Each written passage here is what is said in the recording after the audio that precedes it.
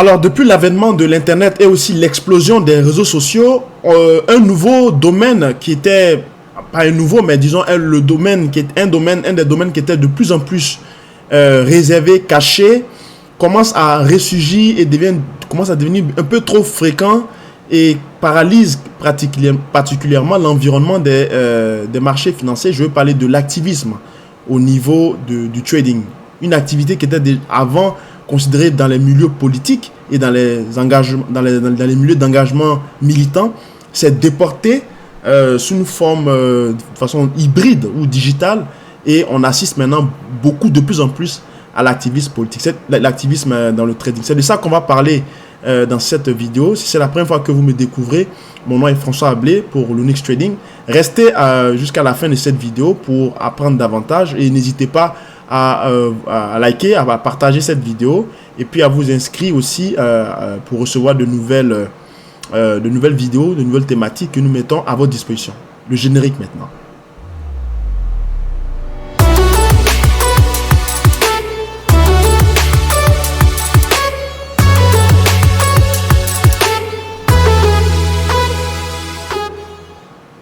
Bien, merci donc de porter attention et de suivre cette vidéo. Aujourd'hui, on parle d'un sujet qui est très peu commun, très peu abordé par les informations concernant le trading en ligne.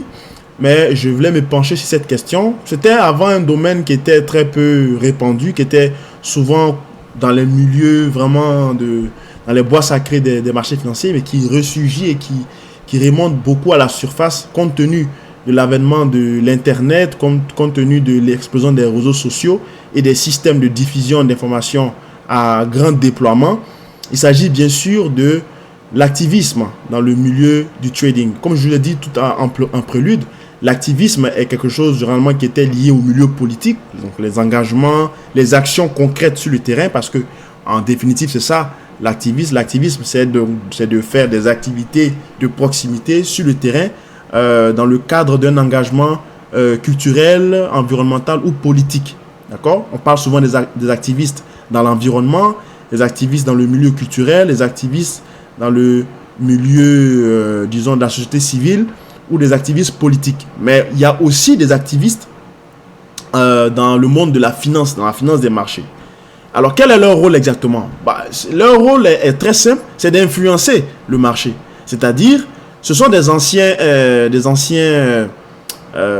employés, des gens qui ont des proxys très importants, des gens qui sont liés à des activités financières très puissantes de façon étroite, qui utilisent leur influence dans le milieu pour créer, on va dire, un désordre au niveau le bruit. Ils sont là pour créer le bruit, ils sont là pour forcer des pistes, ils sont là pour perturber un grand nombre de gens, une masse, et ils font partie de ceux aujourd'hui qui créent ce qu'on appelle le contre-narratif. Par exemple, on peut avoir un narratif disons, qui table sur une baisse des taux d'intérêt pour 2024 au niveau des marchés actions, au niveau des marchés obligations.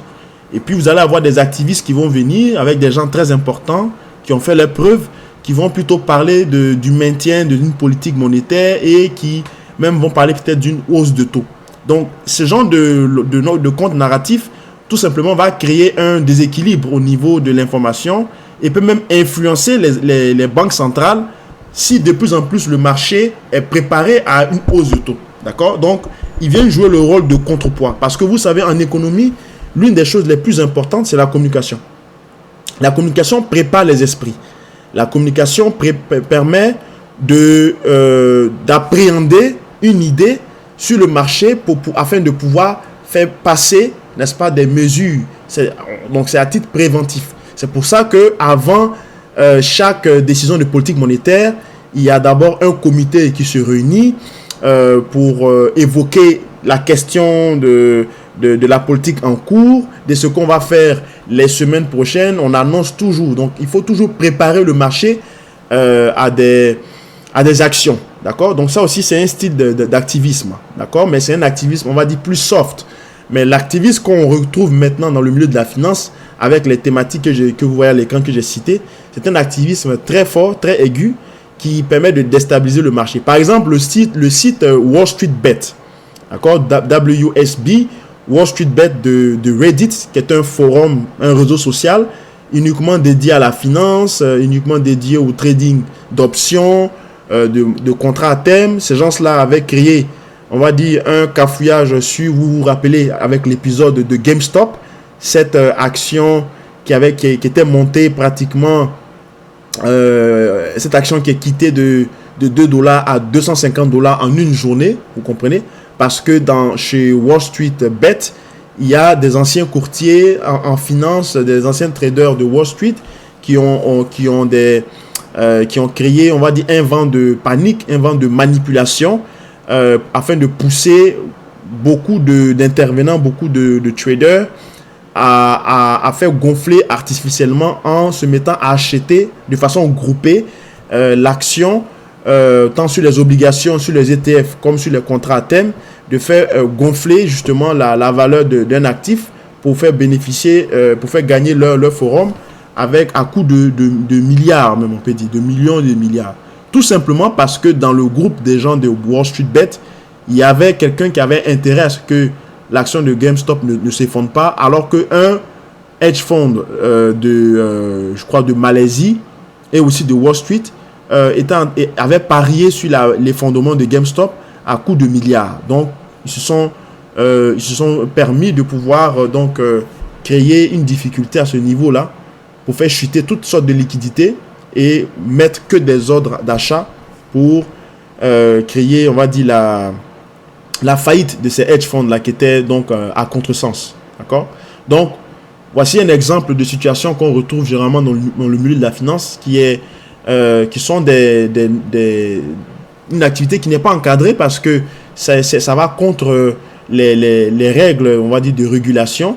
Les autorités financières sont au courant de ces choses, mais ce sont des pratiques qui se font tellement de façon très subtile que on le sait, mais il n'y a presque pas de preuves, d'accord, pour pouvoir accabler tous ces auteurs-là. Après, il y a Robinhood Book, qui est donc aussi un groupe d'anciens employés de Robinhood, qui est un broker américain régulé, qui a pignon sur rue, qui est basé en Californie, qui est réglé par la FINRA. Et Robinhood, c'est l'un des brokers qui est, on va dire, le plus transparent, l'un des brokers les plus transparents au niveau des activités des traders particuliers ou des comptes des traders particuliers. La manière dont c'est géré, c'est l'un des brokers les plus fiables dans le domaine des marchés actions et obligations. Mais il s'avère qu'il y a certains employés, juste pour se venger du traitement qu'ils ont subi lorsqu'ils travaillaient là, se sont regroupés en collectif et ils ont créé ce qu'on appelle Robinhood Book, c'est-à-dire ils ont des espions à l'intérieur de la société de courtage qui leur donnent des positions qui appartiennent à des gérants de fonds, qui appartiennent à des clients fortunés, et ils amènent ces positions-là dans des forums où les gens font aussi des transactions à contresens juste pour embêter les clients de ces courtiers-là, créant ici la faillite ou bien des ventes de panique. D'accord? Robinhood Book et compagnie. Il y a aussi un certain Bill William Ackman, qui est un philanthrope et investisseur américain, qui est né dans les années 66, je crois en mai. Je l'ai connu en 2020 parce que c'est en 2020 que, on va dire, il s'est fait vraiment connaître. Il était déjà assez fameux dans le milieu de la finance parce que bon, c'est quelqu'un qui a fait Harvard, qui a un parcours quand même assez notable et respectable, mais il est le fondateur du hedge fund qu'on appelle Berkshire Square, Berkshire Square, qui est un hedge fund qui trade généralement, qui fait la couverture sur les taux obligataires, d'accord, et puis les swaps. Alors, il était celui-là qui a gagné, je crois, à peu près 4 à 5 milliards en anticipant que les taux d'intérêt allaient chuter à partir de février, d'accord, concernant justement le Covid, ou la Covid, comme on le dit. Il avait donc anticipé, il avait parié sur la chute des taux d'intérêt des bons obligataires. Donc, il a acheté pour à peu près 27 à 30 millions de placements. Il a racheté des produits obligataires de plusieurs fonds d'assurance, d'accord, qui étaient backés sur les assurances qui étaient adossées, donc qui étaient adossées sur des produits obligataires, d'accord. Il a acheté pour à peu près 30 millions, une position de 27 à 30 millions. Et quand les taux se sont effondrés, enfin quand la Fed a coupé les taux à partir des Fed Funds, il a empoché à peu près près de 4 à 5 milliards sur cette position-là. Il a fait gagner son fonds à peu près 4 à 5 milliards sur cette position. Donc il est devenu fameux après ce coup de génie. Et Bill William Ackman, c'est un activiste dans le milieu de la finance. C'est quelqu'un qui est, si vous allez sur son Twitter ou bien sur son X, vous allez voir, il est tout le temps en train de raconter plein de choses, et des choses souvent qui créent, on va dire, en fait, son travail, c'est de créer le doute dans l'esprit des gens. C'est-à-dire, vous pouvez croire avoir même des détails, des informations sur des choses, mais comme lui, il a une notoriété, comme lui, il a une renommée, il va venir contredire ce que vous dites avec aussi des choses aussi assez poignantes. Donc, ça crée, on va dire, un vent de panique, et souvent, ça peut être des choses qui ne sont pas vraies, qui ne sont pas fondées, mais il a une manière de le diffuser, une manière de le faire qui amène les gens à paniquer et à prendre des mauvaises décisions. Et lui, bien sûr, il en profite parce qu'il est contraire en réalité à ce qu'il dit. D'accord? Parce que c'est ça le but de l'activisme. L'activisme, c'est dans le milieu financier, tout comme dans le milieu politique, c'est de véhiculer des idées qui ne reflètent pas de votre pensée, juste pour déstabiliser, on va dire, l'opinion et de le faire changer à votre faveur. Après, pour finir, on a Jamie Dimon que vous connaissez, qui est le patron de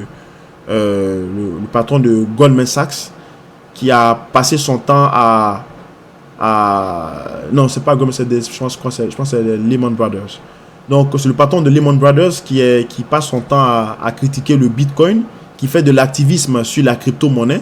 Alors, il vient devant les médias en disant qu'il est contre la crypto-monnaie. D'accord? Il dit que la crypto-monnaie, c'est pour les bandits, c'est pour le marché d'armes, ainsi de suite. Mais en même temps, il crée un fonds de crypto qu'il pilote lui-même personnellement. Et puis, il crée aussi l'un des plus gros desks de Wall Street chez Lehman Brothers sur les crypto-monnaies, où il fait acheter à travers plusieurs sociétés, plusieurs compagnies, ou bien enfin plusieurs gestions de fonds. Il fait acheter des cryptos. D'accord? Ou bien, enfin, je ne sais pas s'il fait acheter, mais il a des positions sur les cryptos. D'accord? Sur certains cryptos. Et dans le même temps, dans les médias, il véhicule des idées. Il fait du bashing en réalité. Par moment, il est gentil. Par moment, il reconnaît son tort que la crypto peut être encadrée. Par moment, il dit il faut arrêter tous ceux qui font la crypto. Donc, on ne sait plus ce qu'il veut. D'accord? Mais son rôle, en fait, c'est de l'activisme. Il est là juste pour créer le désordre. Il est là pour créer, faire du bruit afin de pouvoir faire profiter certainement à lui ses positions. J'aurais pu rajouter aussi dans la liste Elon Musk. Vous voyez un peu comment il joue avec les gens, avec la crypto, ou avec l'épisode de sa crypto avec le Shiba et tout ça, donc le Dogecoin. Donc c'est une nouvelle tendance qu'on retrouve. Donc je fais cette intervention, c'est pour vous mettre de vous amener à faire gaffe, parce que il faut vous concentrer uniquement sur ce que vous voyez sur les marchés, ce que vous comprenez d'abord, à développer une culture des marchés, vous concentrer sur les données que vous avez. Il faut travailler les données, ce sont les données qui sont les plus importantes, et le noise, ou bien le bruit comme on le dit, il faut tout simplement mettre de côté, parce que cela va simplement vous mettre C'est pour vous perturber, tout ça, d'accord? C'est pour amener les gens à prendre de plus en plus de mauvaises décisions, puisque maintenant, avec l'Internet, beaucoup de gens, il y a un afflux massif de personnes qui vont sur les marchés et qui sont de moins en moins éduqués, pas comme avant, puisque avant c'était très restreint, donc c'était un peu une sorte d'initié. C'est pour ça qu'on parlait de délit d'initié, parce que c'était des gens qui se parlaient et qui donnaient des tuyaux. Aujourd'hui, l'accès à l'information, il est immense. Tout le monde a accès à l'information, donc il n'y a pas de filtre. Les nouvelles sont diffusées en long et en large, donc c'est à vous de faire votre tri et puis de vous assurer d'être encadré par des structures comme l'UNIX qui est là pour vous mettre la puce à l'oreille, qui est là pour vous donner des outils afin que vous puissiez donc travailler, comprendre les marchés, comprendre les données quantitatives que vous travaillez afin de ne pas être perturbé par tous ces bruits de marché, tous ces gourous qui, on va dire, polluent l'atmosphère financière ou l'atmosphère financière. Merci encore d'avoir suivi cette petite intervention. N'hésitez pas à nous rejoindre. Vous allez voir le lien qui est dans le descriptif de notre chaîne Telegram. Abonnez-vous à cette page. Faites-la monter dans les tendances pour que d'autres personnes la voient. Partagez-la. Et puis, on se retrouve plus tard pour d'autres interventions. François Ablé pour l'Onyx Trading. Merci.